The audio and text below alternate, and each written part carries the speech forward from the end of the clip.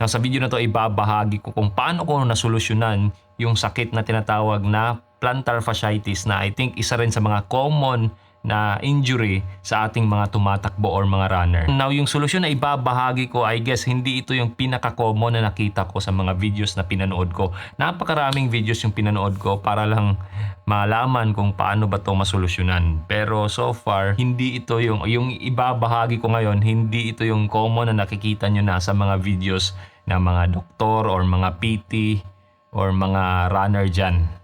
So, sana makatulong to sa inyo. So, hindi ko na pahahabain pa yung pinakauna and I think isa to sa pinaka-importante talaga, yung tinatawag na Asian squat. So, itong Asian squat, ginagawa ko to para manumbalik yung tinatawag nating mobility sa ating ankle area. Ginagawa ko ng around 1 to 2 minutes lang or max 3 minutes habang or after kong gumising sa umaga. Ang plantar fasciitis kasi, although hindi ako expert tingin ko lang yung naging cause sa akin is lack of mobility. Unang-una is yun nga yung ankle mobility ko. Kasi for the last siguro mga iilang buwan na yung warm up na ginagawa ko dati-rati, di ko na ginagawa. And isa yung tinatawag na Asian squat, ginagawa ko talaga yun dati. Pero yun nga, iilang buwan na akong tumigil. So binalik ko lang. Actually, yung discovery ko nito is based sa isang experience ko na tuwing umaga, usually naman kasi yung plantar fasciitis, tuwing umaga sumasakit yung heel part ko. So yung heel part ko, pagkaapa ko after kong gumising, masakit.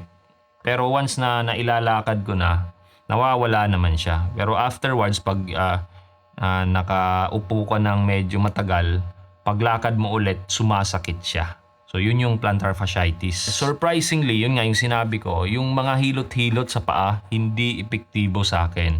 Although may mga relief kahit papano, pero talagang hanggang relief lang ng symptoms. Hindi talaga siya naging fix.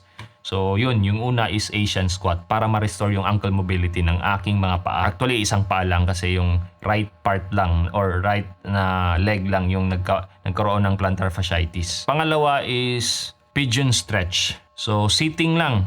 So parang naka number 4 ka lang. Tapos para ma-stretch, lean forward ka lang ng iilang segundo. Ako around 10 seconds lang yung ginagawa ko. 3 beses lang. Ganun pa rin pagkagising ko rin sa umaga. So pigeon stretch. So pangalawa na yon. Yung pangatlo is hip flexor stretch. Bale mag-e-stretch siya dito sa front part ng ating mga hita. Isa rin yun sa ginagawa ko after gumising. Around 3 repetitions lang din, around 10 seconds each. So hindi talaga matagalan. Ganun lang, napakasimple. Plus, meron pa. Yung ginagawa ko is yung tinatawag na, kung di ako nagkakamali, tingnan ko lang yung pangalan, baka magkamali ako. Yung pangalan nga pala ng pang-apat na exercise na ginagawa ko na around 3 repetitions lang din.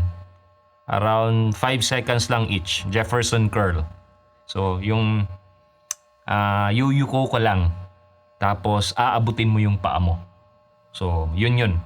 Pero wag mong pilitin kung hindi mo kayang abutin yung paa mo. At least, mas stretch yung likod, yung hamstring mo. Mararamdaman mo yun kasi mag-e-stretch siya sa likod. Now, yung pinakahuli na ginagawa ko, usually ginagawa ko to before tumakbo is single leg RDL. Usually, around 3 to 5 repetitions lang din. So, hindi talaga ganun kahahaba yung mga ginagawa kong exercise. Pero, so far, yun yung naging effective para mawala yung aking plantar fasciitis.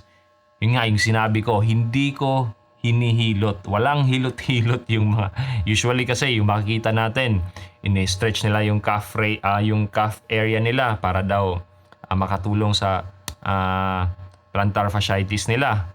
Pangalawa, hinihilot nila yung mga paa nila. Meron silang inaapakan. Tapos, ang ginagawa nila, ini-stretch nila yung mga daliri ng paa nila. Para sa akin, walang naging effective doon aside doon sa na-mention ko. So, ganun lang kasimple. Actually, yun nga, yung pinakauna talagang sinabi ko so far, yung pinakaunang napansin ko na nagkaroon ng relief yung aking plantar fasciitis. Actually, yung discovery ko noon is hindi sa mga videos na napanood ko, kundi napansin ko lang every time na magsi-CR ako na parang naka-squat kasi ako sa CR. Every time na matatapos ako, mapapansin ko or napansin ko na hindi sumasakit or walang sakit yung aking paa, yung heel part sa plantar fasciitis ko. So, dun ako nagka-ideya na, well, baka try ko ngang subukan na mag-Asian squat. Ganun yung discovery ko. And I hope itong video na to makatulong sa inyong mga tumatakbo dyan. Itag nyo yung mga kaibigan yung meron ding plantar fasciitis.